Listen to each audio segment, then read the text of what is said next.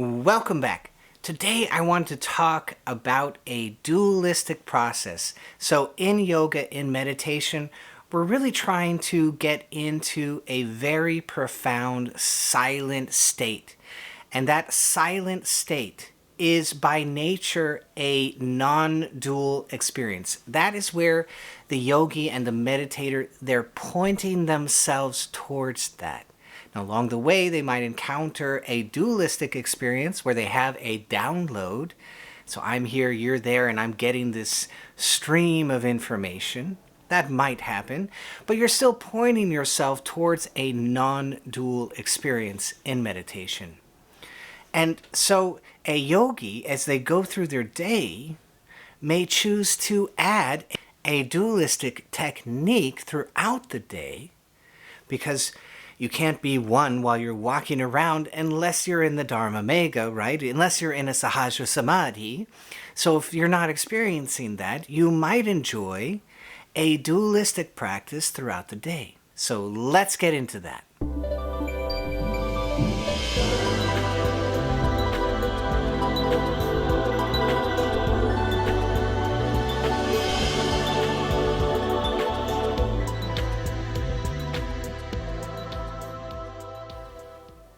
The Christians like to say, be in constant prayer.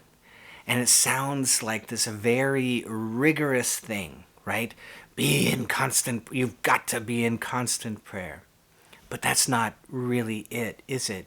It becomes this very, very beautiful connection when you say, I have a representative of the divine. I have an Ishta.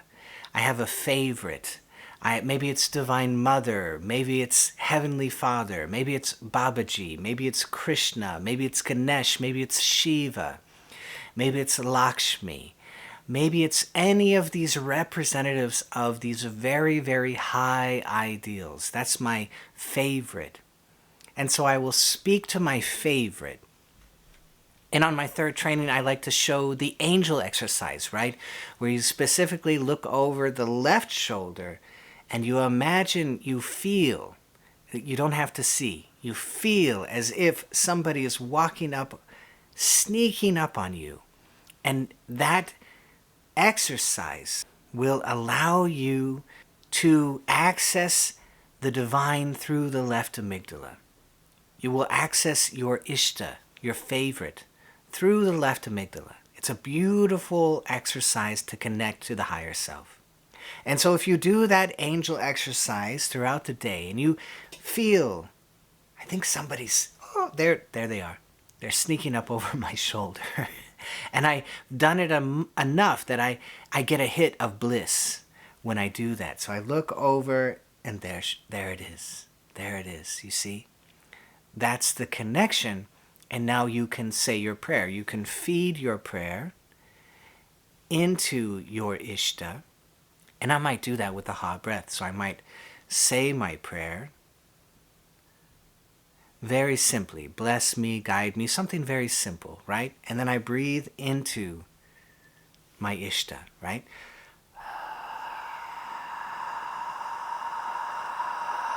And I'm just pointing so you can see where I'm doing it, right? Into the angel exercise, straight into the heart of my Ishta. And I might do that 5 times or 10 times. I have to be careful because I've done it so much that I will start to get a real download of bliss if I keep it up. And if I keep doing it too much, it will overwhelm me. That's where that exercise goes, by the way. So how does this go in our life? We're going along in our life and everything is okay, and then we hit a problem and we cannot solve it with our left brain.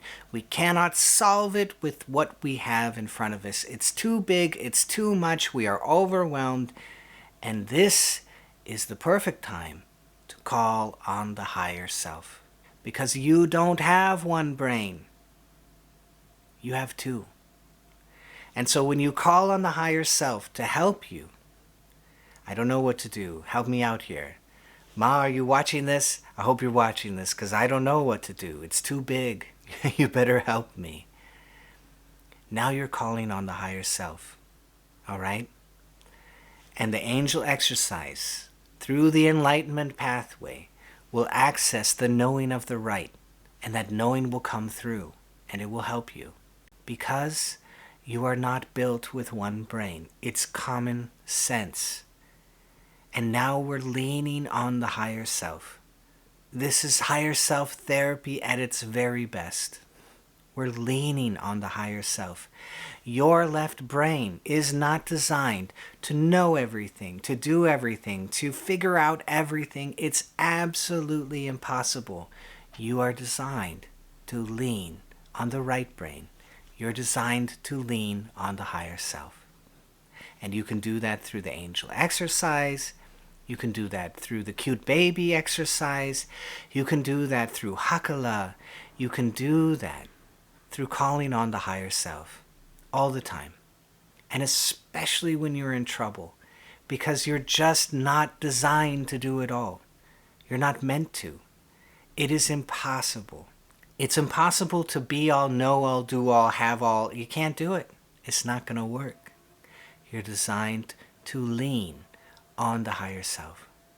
It's a beautiful way to think about it, right? I've got a right brain, I got a left brain, and the left brain is designed to lean on the right. It's the only way that life works correctly. If you feel like your life is not working correctly, ask yourself, am I leaning on the higher self? Am I really doing that? Can I put a little bit of trust? And today I'll put a little trust, and maybe tomorrow I'll put a little more. I'm not ready to put a little more just yet, but today I'll put a little trust in the higher self and see what happens. I'm not telling you to be religious. I'm telling you to use your common sense. You've got one whole brain. Don't you think you ought to use it? It's the only thing that makes sense. Your right brain is bigger and heavier than your left brain. You're not designed to figure out and do everything through the left. You have to do a lot through the right. Now I'm saying this in a spiritual way. Ian McGilchrist has said it in a very scientific, technical way. So if you want to get into that, well, for goodness sake, please read Ian McGilchrist. He's amazing. This is a humongous book. Look at this thing. The Matter with Things. Just amazing. You want proof? He's got so much proof you'll get sick of it. You are not meant to operate solely through your left brain. The only thing that makes sense is to lean on the right and meditate a little bit every single day. And so set up your life. I remember they told me you're only using 10% of your brain. What? What? Why are we all sitting? What the hell are we doing? Why are we all sitting around here? Why don't we figure out how to use the rest of our brain? Well, why didn't you do this already? What have you guys been doing? Surviving? Okay, I understand. No, we're not designed to be this way. We're designed to lean on the right. And so use all of your brain. That's it. It's just common sense.